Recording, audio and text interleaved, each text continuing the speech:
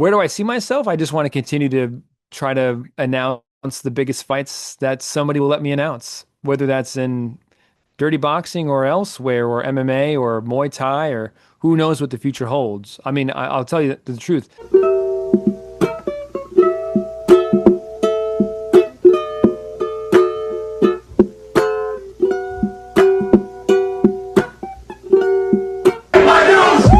From MMA Island. Christopher de Santiago with MMA Island. Today I'm joined by a ring announcer by the name of Michael Hanson, who we saw at Dirty Boxing 3 a few weeks ago. Michael, how's it going today, man? I'm doing well, Chris. Thanks for having me on. Of course, man. So, first things first, I do have to ask you about the attire. Obviously, we've seen you in suits before, but you had the suspenders and the white dress shirt for Dirty Boxing 3. Can you talk to me a little bit about your attire choice? That was really a choice from Dirty Boxing, sort of a request from them and a collaboration. And if you've seen Dirty Boxing, you know that they're going for sort of a Prohibition era type aesthetic, kind of a Peaky Blinders type of thing, with the old school looking boxing ring, the wooden platform that surrounds the boxing ring, the old school looking ropes, the old school perforated leather corners. Their very first event, which I think they called Dirty Boxing Premiere, they had it almost like they literally like filled the place with some kind of haze or smoke. So yeah, they're going for this sort of old time, old world aesthetic, and they wanted me to be not in a tux, sort of, a little more bare bones kind of a look. So I don't know if we're settled on it as of right now. It might continue to evolve a little bit, but we're going a little bit against the grain. How does it compare to other promotions? Because I could feel like a 1920s vibe as well. What was the atmosphere like on that night? Man, we were at a place called The Hangar down in Miami, and it was pretty electric. It was amazing. The place was packed. There were a lot of celebrities in the house. Shaquille O'Neal was front row, and then they brought him up ringside. And so far, this is my DBX3 was my first event with Dirty Boxing, and it looks like I might be their main guy moving forward. But I was blown away by the production value of the entire event. Awesome, man. I guess how did that opportunity present itself? Obviously, you've been all over. I've seen you at Anthony Pettis promotions. I've seen you. You've done boxing before, I believe. How did this opportunity come together? Man, the phrase, how does it go? Your network is your net worth. And it was just networking. It was just Jason Anik, who now does play-by-play. He does kind of a crossover role, play-by-play in color for Dirty Boxing. He did APFC, sort of him and Bilal Muhammad, and they used to have a podcast together. The two of them, sort of as a package deal, did some sort of guest commentary for APFC on two occasions a year or two ago. And just through that, just through making his acquaintance, kept in touch with him. Jason is the best, the nicest guy. And they had an opportunity for a ring announcer. They were looking for a new ring announcer, and Jason brought my name up, pulled up my Instagram on his phone right there, and showed one of the owners, and they were like, "Let's get this guy." So I owe Jason everything for this gig right here. Hmm. And I got to ask you, Michael, when did this journey begin? Because I believe you've been doing it for like 5 or 6 years now, right? That is correct. Yeah. So I came from the theater world. I was a professional actor for close to a Nice. decade, and yeah. And along the way, I got out of theater school. Me and all my buddies, we all kind of dove headfirst into becoming UFC fans back in the early GSP Brock Lesnar days, Hmm. BJ Penn. We would all go to the bars and, watch the UFC pay-per-views. And just through doing that, I would see Bruce, and I grew up watching boxing with my dad, who was a big boxing fan. And I just saw myself in the Bruce Buffer, Michael Buffer role, and I just thought, man, I want to do that. I think I could do that. I think I could apply my skill set to trying to do that job someday. And it became a separate dream from wanting to make it as an actor that I kept myself for a long time. And it just kind of kept growing in my head. And I would drive to work to my survival job thinking about, man, like truly, like I was like vexed by it. I was like, I got to do this. I got to do this. How am I ever going to do this? And I just started cold calling, cold DMing, cold emailing promoters until somebody gave me a shot, and it's been growing ever since. It's awesome, man. I didn't know you had a theater background. I was also a theater kid in high school, Oh but yeah. yeah, yeah, for sure. I did some musical stuff like that. But I guess do you do much acting, or is announcing your kind of like full-time focus right now? In terms of performing, announcing is Mhm. my main gig now. I've been able to do a few small theater things over the years since moving out to Michigan with my wife, but and I teach acting as well. So Oh, nice. yeah, yeah. So I keep one foot in that world, but I'm sort of 2 feet into the ring announcing world now. Hmm. You mentioned the Buffer brothers. Have you met them? I have not met either of them Gotcha, gotcha. Are they your inspiration, or like I guess where do you draw inspiration from, Michael? for ring announcing. Yes. Oh man, I would probably say Michael Buffer, which I feel like even young fans don't even really like. Michael Buffer isn't on the radar as much for the younger, especially MMA audiences. But man, growing up, Michael Buffer, to me, he's like the Michael Jordan of ring announcing. And there's a lot of greats. I mean, him and his brother, Joe Martinez is great. Jimmy Lennon Jr., legend. David Diamante now killing it in the boxing world.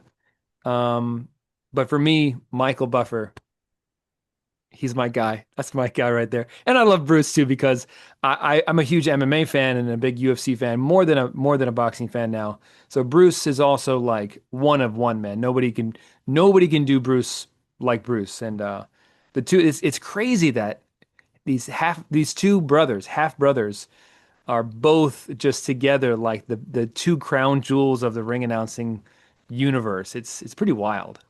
Yeah, and like I'm 23, so like I didn't grow up watching Michael Buffer too much, but I did watch him in like I think he was in movies like Rocky, and he would always be the announcer, so that's how I was like Yeah. kind of familiar with him, you know? He's got it all, man. The total package, Michael Buffer. Incredible timbre for his voice. Obviously had a great command, great delivery. Super handsome guy at the time. Like in the 80s, in the 90s, he was like the American James Bond, in holding a microphone in a boxing ring. It was just oozing with charisma. So yeah, for me, he's sort of like he's my muse. I'm like if there's anybody that I tried to sort of emulate, it actually is Michael Buffer more so than Bruce. I mean, Bruce's sort of influence is all over, I think, MMA ring announcing. A lot of guys consciously or subconsciously, even me, emulate Bruce to a certain extent to varying degrees, but I also consciously try to emulate Michael in certain ways. I don't want to try to imitate him. I don't want to be accused of like copying him or imitating him, but I definitely draw inspiration from him. I'll even tell you this, Chris. Sometimes I'll just go on YouTube and just watch intro clips of Michael Buffer introing boxers, just to just Really like freaking osmosis, just like his delivery, his charisma. I like study it a little bit. So yeah. awesome, man, awesome. I think every announcer has their own like signature or style. I guess how would you describe the way that you do things? Yeah, again, sort of in that same vein, I go for just sort of I think more of a sort of old school approach to it. I try to save my voice for most of the night and not push too hard, mostly for just endurance and longevity. Um, yeah, yeah, I just try to keep things classy, keep things moving along. I try to make it about the fighter. Um, I'll just leave it at that. Awesome, man. Who's the like for fighter introductions and stuff like that, who has got the loudest pop of the night or the loudest pop of an event that you've been to that you've like introduced a fighter to? Who's got the loudest pop of the night? That's a great question. The loudest pop. I mean, recently, Hector Lombard being Cuban in Miami, he got a huge pop. Um, and a lot of the regional shows I've done, basically anybody who's there who's the hometown boy. Like when I was in Virginia recently with APFC, a lot of the Virginia guys, the Romero brothers, who are a big family there out in Virginia. They all just get a huge, massive ovation. And similarly, when I'm in Milwaukee, when I'm near Chicago, all the Midwest guys, they all get a huge pop. And then also anybody who's there who has a local following there. So yeah, I'd say probably Lombard in recent memory. Awesome, man. Is there like a dream fighter that you want to introduce? I was talking to one of my friends is Big Mo. He introduced Mike Tyson and Jake Paul for their boxing match, and for him, like personally, like he would never in a million years think he would be introducing Mike Yeah, Tyson. So, is there a fighter for you that maybe might not be likely, but you would like to, introduce? dude, Big Mo's awesome too, man. Shout out to Big Mo, killing it, killing it. Is he doing Matchroom now or? Yes, I think he is. Yeah, Yeah, yeah, he's great. Um, I've been feeling that feeling as well a little bit. I mean, with Dirty Boxing now getting to announce several recent UFC guys, Brian Battle I got to announce, Hector Lombard, Jairzinho I got to announce, and there's like Alex. 11 former UFC fighters on there, which is pretty crazy. Yeah, yeah, I was pinching myself to an extent. Alex Caceres, man, I was like, dude, I watched those Ultimate Fighters like live back in the day with you. Um, who would be a dream fight? I mean, the obvious answer's got to be Connor, right? Or John Jones, the guy who right now pretty much is the consensus GOAT. For me, probably Poirier. Poirier Are is those like one of my top guys I've always rooted for. Yeah, and that's going to lead me to my next question. Who was your favorite fighter growing up watching? Ooh, okay. Growing up, like back in the day, we're Sure. talking sort of like the aughts. Yeah, I mean, I was a big GSP fan, like we all were, when Kane fought Brock Lesnar. That was incredible. I remember being at the bar. My best friend was like a huge Brock Lesnar fan, and we were all just kind of like, ah. Um, Early days though, I was a huge Carlos Condit fan. I was a Hmm. huge early like featherweight Poirier fan, and it's been cool to be able to be a fan of Poirier throughout his whole career. So Condit Poirier. Um, Dude, I mean, how could you not love watching John Jones? How could you not love watching that early prime Connor run, man? I mean, Hmm. Connor went on this kind of a run. I feel like, again, like people are like kind of already forgetting. When Connor came into the UFC, it wasn't just the run that he went on, meaning like the results. Like a lot of guys go on win streaks and get win after win after win, rattle off 5, 6, 7 wins in a row. The way he was fighting, the style he was bringing into the cage, and was just walking down guys who were good fighters. It was really something. It was really something to behold. Yeah, man, for sure, for sure. And I guess going off of that, what do you want for your career? Like, obviously, Connor is a superstar. He did stuff that nobody else did. I guess for you and your world, where do you want to be like in the next 5 to 10 years, man? Dude, that's a great question. And I've something I've been talking a lot about with my wife in terms of how my ring announcing career has been going and it's been going well. And I've been getting these amazing opportunities. And for, harkening back to the beginning of our conversation, that when I first kind of hatched this dream, the dream, of course, was the UFC of like, thinking about I want that job one day somehow. But Bruce Buffer isn't going anywhere. So I don't know if that job is going to ever be there, sort of. And I don't know if I should try to count on it. So I kind of recently came to the idea that like whatever big opportunity might come my way, I don't think it might not be the UFC. It might be something else that's newer or might not even exist yet.